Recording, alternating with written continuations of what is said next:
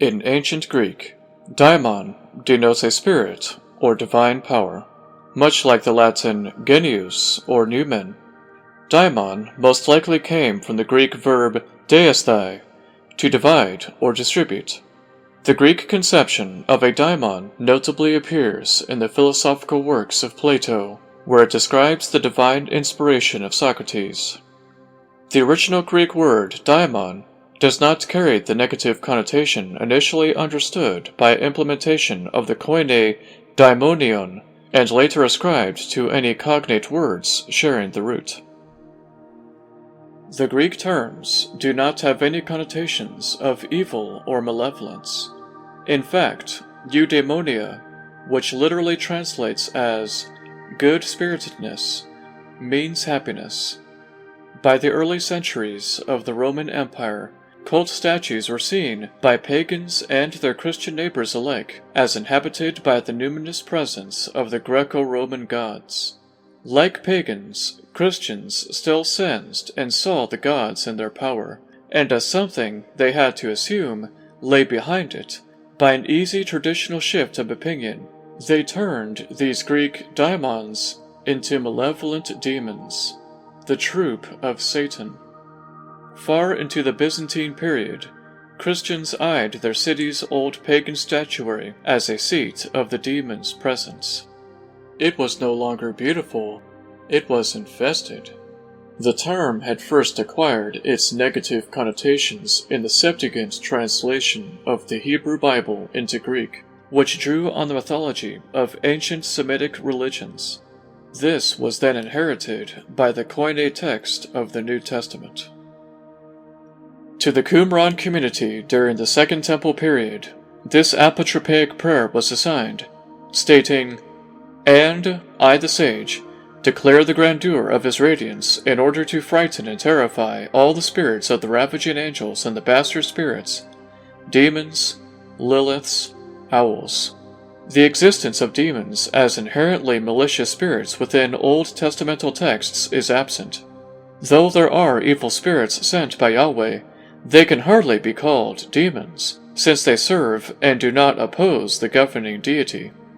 When the Hebrew Bible was translated into Greek, the gods of other nations were merged into a single category of demons, daimons, with implied negativity. The Greek daimons were associated with demi-divine entities, deities, illnesses, and fortune-telling. The Jewish translators rendered them all as demons, depicting their power as nullified comparable to the description of Shadim in the Tanakh.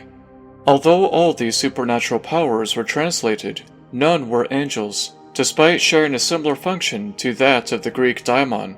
This established a dualism between the angels on God's side and the negatively evaluated demons of pagan origin. Their relationship to the Godhead became the main difference between angels and demons, not their degree of benevolence. Both angels and demons might be fierce and terrifying.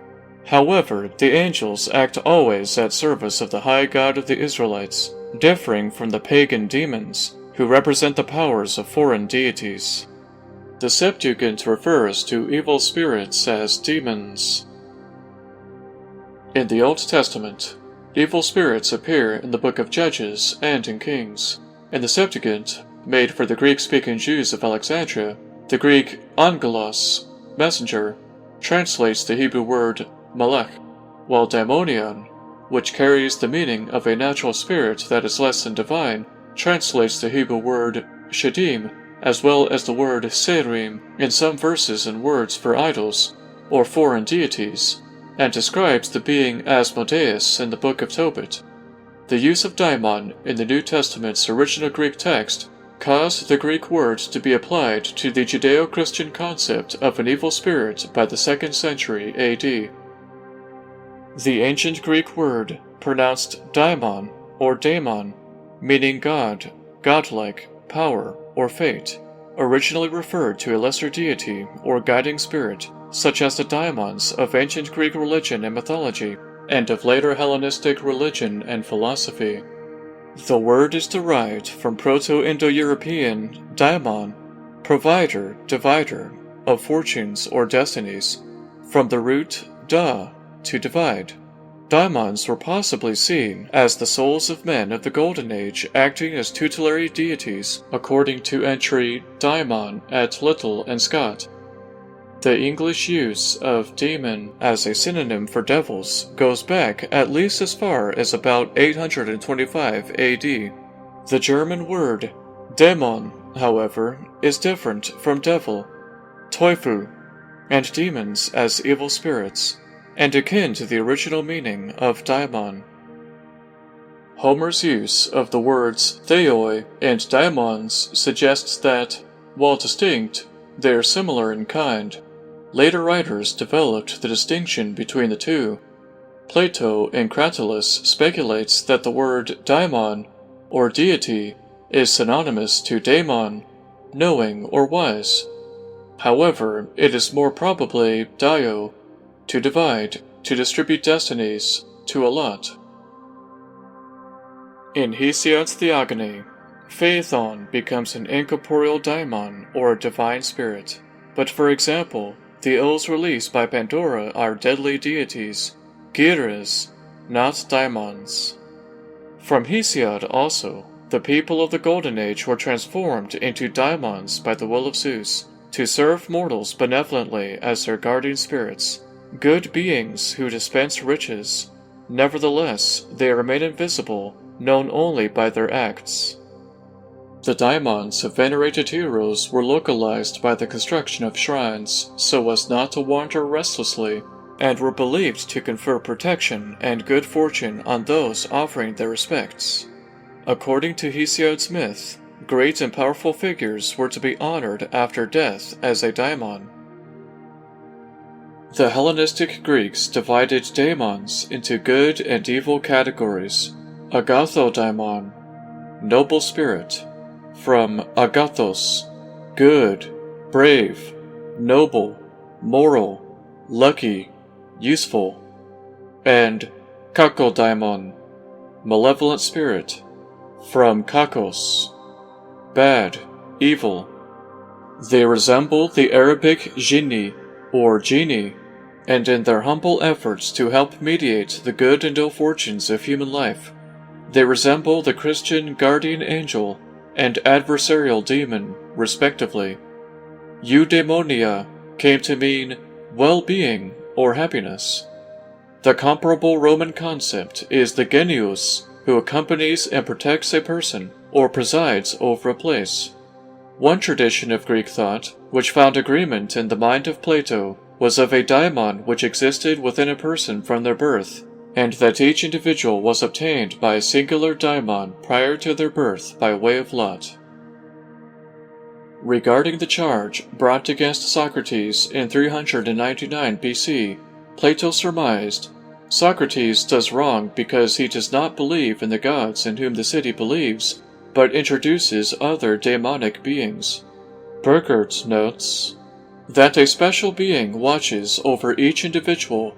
A daimon who has obtained the person at his birth by lot is an idea which we find in Plato, undoubtedly from earlier tradition. The famous paradoxical saying of Heraclitus is already directed against such a view. Character is for man his daimon. A distorted view of Homer's daimon results from an anachronistic reading in light of later characterizations by Plato and Xenocrates, his successors head of the Academy, of the daimon as a potentially dangerous lesser spirit. Burckhardt states that in the Symposium, Plato has laid the foundation that would make it all but impossible to imagine the daimon in any other way with Eros, who is neither god nor mortal, but a mediator in between, and his metaphysical doctrine of an incorporeal, pure actuality, energia, identical to its performance. Thinking of thinking, noesis noesios, is the most blessed existence, the highest origin of everything. This is the God. On such a principle heaven stands, and the cosmos. The highest, the best is one, but for the movement of the planets, a plurality of unmoved movers must further be assumed. In the monotheism of the mind, philosophical speculation has reached an endpoint. that even this is a self-projection of a human, of the thinking philosopher, was not reflected on in ancient philosophy. In Plato, there is an incipient tendency towards the apotheosis of nous. He needs a closeness and availability of the divine that is offered neither by the stars nor by metaphysical principles. Here, a name emerged to fill the gap, a name which had always designated the incomprehensible yet present activity of a higher power, Daimon. The following is from Volume 4 of the Catholic Encyclopedia published in 1908. In the first place, it may be well to recall the analogy between the worship given to a divine being and the tribute paid to a king. Both alike are sensible proofs of service and subjection. In the case of kings, besides the willing service paid to a just and legitimate sovereign, there may be tribute paid to some alien oppressor, or blackmail grudgingly given to some pirate chief or marauder in order to deprecate the evils that may be feared at his hands. And so in the case of religious worship, we may find that in the rude polytheism of barbarous races, where the gods were not only many in number but various in character, besides the willing worship given to good and beneficent beings in the service of love and gratitude, there is a sort of liturgical blackmail offered to the evil and malignant gods or demons in order to placate them and avert their anger.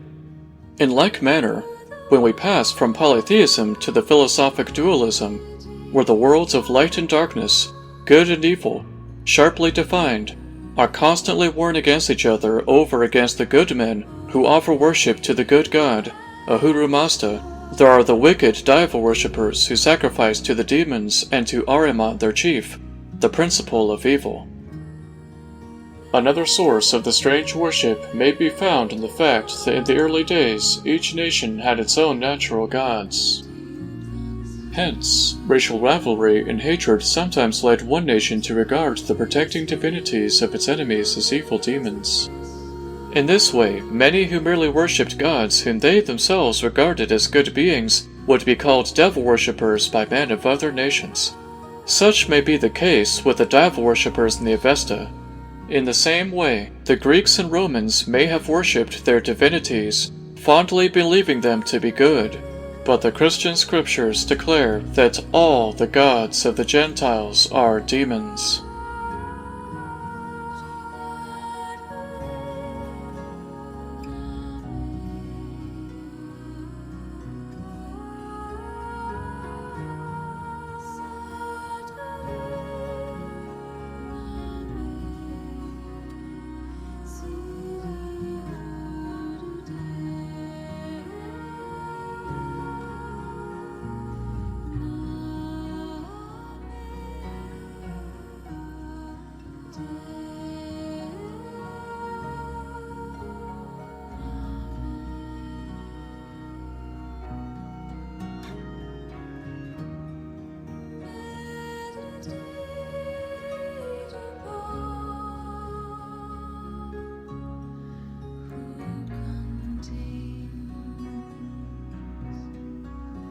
This